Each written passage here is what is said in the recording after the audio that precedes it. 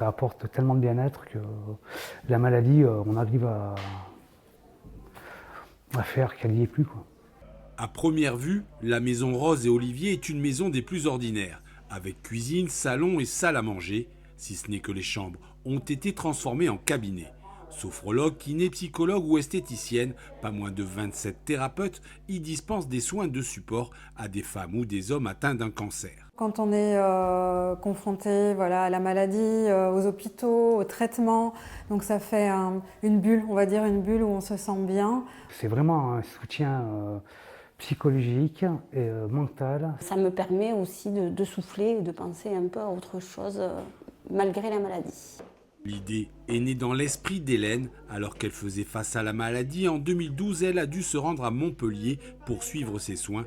Depuis, ce n'est pas une, mais 2 maisons qu'elle a fait naître dans le Gard, à La Rouvière et ici à Générac. Le malade, il ne va pas oser aussi exprimer toutes les angoisses à son entourage pour ne pas les inquiéter, pour ne pas les accabler encore plus. Là, déjà, les personnes parlent le même langage parce qu'ils ont tous vécu la maladie. Il y a une espèce de fraternité, de sororité entre les malades.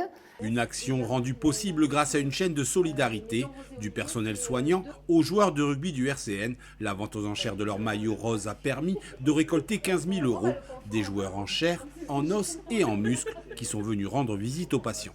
La présence des rugbyman, c'est sympa là? Oui, c'est sympa.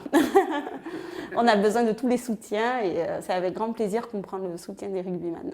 Si on peut chacun amener sa petite pierre à l'édifice pour pouvoir aller le plus loin possible dans des recherches ou dans le bien-être ou dans l'accompagnement, je pense qu'il est important qu'on mène des actions. Les 2 maisons Rose et Olivier accueillent 130 personnes pour un coût de fonctionnement de 90 000 € à l'année. Face à sa réussite, l'opération de vente aux enchères des maillots du RCN sera elle réitérée le 12 octobre prochain lors du match face à Rumilly.